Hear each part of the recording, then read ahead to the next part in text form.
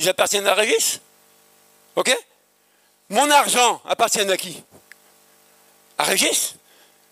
Ma voiture appartient à qui? Mes biens appartiennent à qui? C'est toujours à Régis.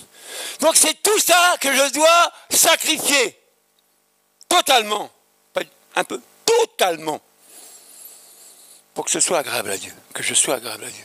On commence à... La définition de sacrifice, c'est une offrande à une divinité. Amen. Quand on dit je m'offre à Christ, amen, je suis l'offrande de Christ. Je suis un sacrifice vivant pour Christ. Regardez souvent, c'est pour ça qu'il faut toujours avoir cette pensée parent-enfant. C'est la meilleure image qu'on a de Dieu avec nous. J'entends souvent des parents qui disent je me sacrifie pour mes enfants. Je travaille pour mes enfants. Ou alors pour mon mari. Ou pour ma femme. Je fais tout pour eux. Je donne tout pour eux. Afin qu'ils aient quelque chose si un jour je viens à disparaître. Souvent, c'est les parents qui sont comme ça.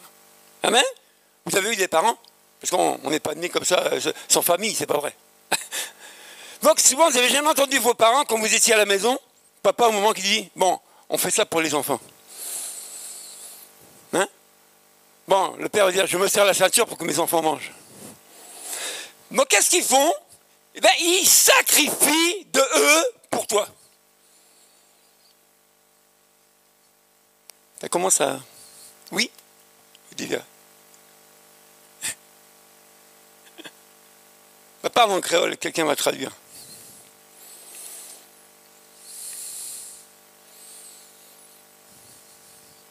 Oui, voilà.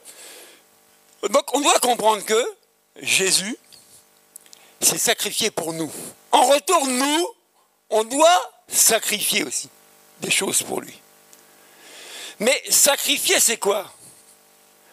C'est renoncer et se priver de quoi? De ta propre vie pour lui.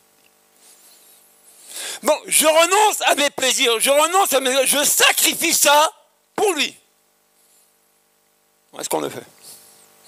Je dis souvent, on fait, et dès qu'il reste un peu, c'est pour lui. Jésus dit, non, c'est pas ça. C'est déjà tout pour moi, et si tu restes peut-être un peu, c'est pour toi.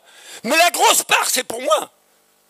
C'est toute ta vie consacrée, sacrifiée à l'œuvre de Dieu, à Jésus. Paul disait quoi? Ce n'est plus moi qui vis, mais c'est Christ qui vit en moi. Regardez l'apôtre Paul. Il a donné de son temps, de sa vie, tout pour l'évangile. Pour annoncer la bonne nouvelle partout où il passait.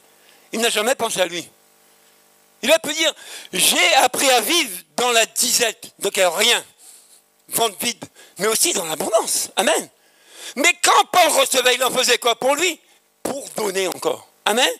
C'est-à-dire qu'on reçoit pour donner. On ne reçoit pas pour garder. Hein. Parce que tu peux garder autant de biens que tu veux. Quand on va te mettre dans la boîte, dans le trou, là, tu n'emportes rien. Je te dis, tu n'emportes rien. On a fait les obsèques de notre frère Marco dernièrement. Avec des frères, on était dans son logement. Je vous dis, il avait emmagasiné. S'il a fallu mettre tout ça dans le trou, il fallait un gros trou. Hein. Il n'est pas parti avec. Il n'est pas parti avec ses biens. Vous comprenez ce que je veux dire? Le proverbe dit quoi? Faire part de tous tes biens à qui? À Dieu. Pas une partie, tous tes biens. Tout.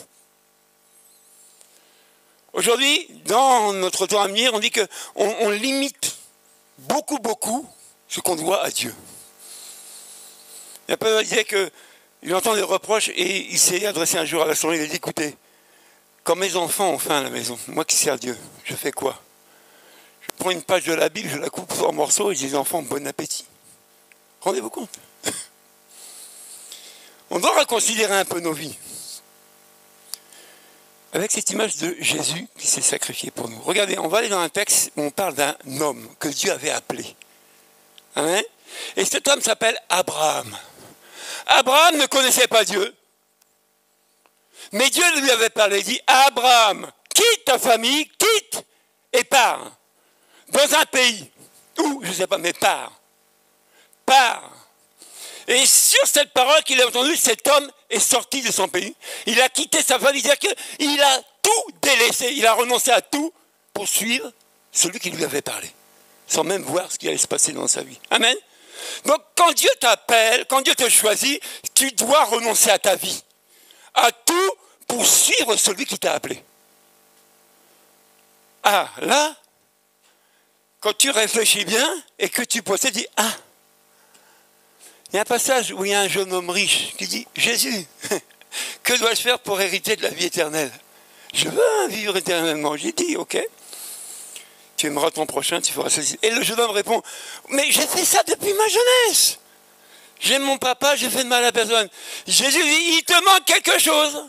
Et l'autre, il dit quoi? Vends tous tes biens et suis-moi. L'autre, il n'a pas pu. Il est trop riche. Ah, dis non, j'ai bossé 25 ans pour avoir mon pactole à la banque, je ne vais pas le donner maintenant. Ah non! Mais mon frère, le nom là, Dieu le voit. Amen. Il faut qu'on rentre dans cette parole-là pour la voir s'accomplir. Si tu ne penses qu'à toi, à tes biens, à tes arrières, tu ne penses pas à Dieu. Parce que la pensée de Dieu, c'est tout pour les autres. Je sacrifie tout pour Jésus. Quand on parle de consécration, quand on parle de sanctification, c'est que toute ta vie, elle est pour Dieu. Il n'y a plus rien, je dis plus rien pour toi. Parce que tu as une espérance. J'ai la vie éternelle. Amen. J'ai un trésor qui est dans le ciel, pas sur la terre. Et je m'attache à ce trésor-là. Je dis, c'est cette image-là qu'on n'a pas compris. Et les sacrifices, ce n'est pas que Jésus, lui c'est le sacrifice parfait. Mais dans l'Ancien Testament, il y avait des sacrifices, plusieurs sortes de sacrifices. Et on faisait quoi? On tuait un animal. Et l'Holocauste, c'est qu'on le brûlait. On brûlait toute la bête. Elle était consumée. Et on sacrifiait les choses, pourquoi? On avait péché, on avait fait ceci, on avait fait cela, il y avait la reconnaissance. Donc il y avait plus